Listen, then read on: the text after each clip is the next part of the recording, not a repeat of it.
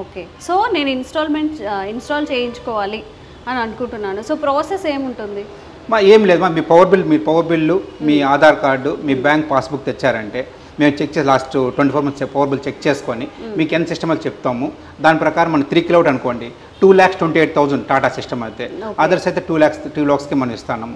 మన main Tata Aadhaar channel పట్టంగా 2 lakhs టాటాని ప్రమోట్ చేస్తాం. 228 అనుకోండి, మీకు 78,000 సబ్సిడీ వస్తుంది.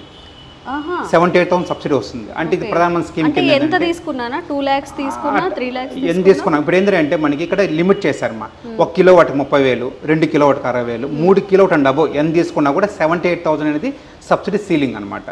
ఆ విధంగా మనకి 3 కిలోవాట్ అనుకోండి 78,000 సబ్సిడీ వస్తుంది. ఈ 78,000 సబ్సిడీ అంటే నెట్ ఇన్వెస్ట్మెంట్ వచ్చి 1.5 lakhs ఇన్వెస్ట్మెంట్. ఈ 1.5 lakhs మీరు ఇన్వెస్ట్ చేసుకోగలిగితే well and good, with in 3 years pay back వచ్చేస్తుంది.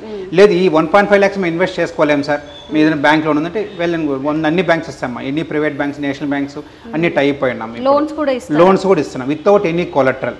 మీకు సిబిల్ రేటింగ్ లేకపోయినా కూడా -1 ఉన్నా కూడా మీకు లోన్ అయితే ఈజీగా ఇస్తారు, ఎటువంటి ఇబ్బంది ఏం లేదు. Solar roof top separate schemes అని ఎన్ని నేషనల్ బ్యాంక్స్ ఖచ్చితంగా ఇస్తారు, ప్రొవైడ్ చేస్తాను. కాబట్టి ఎటువంటి ఇబ్బంది ఏం లేదు. ఓకే.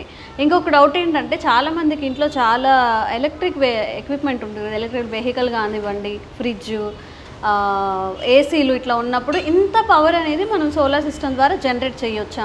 ఇది మెయిన్ కాన్సెప్ట్ ఏంటంటే ఇది పవర్ బ్యాకప్ సిస్టమ్ కాదు. ఇంతకుముందు ట్రెడిషనల్ సిస్టమ్ అయితే మీరు చెప్పే క్వశ్చన్ రైట్. ఇంతకుముందు అయితే మనకి ఏంటంటే లిమిటేషన్స్ ఉండేటివి. అంటే పవర్ మామూలుగా మోడల్, ఇన్వర్టర్, బ్యాటరీ ఉండేది. బ్యాటరీ ద్వారా మనం వాడేవాళ్ళం. ఇప్పుడు బ్యాటరీస్ ఏం లేవు, డైరెక్ట్ పవర్ జనరేట్ చేస్తాం, వాడుకుంటున్నాం.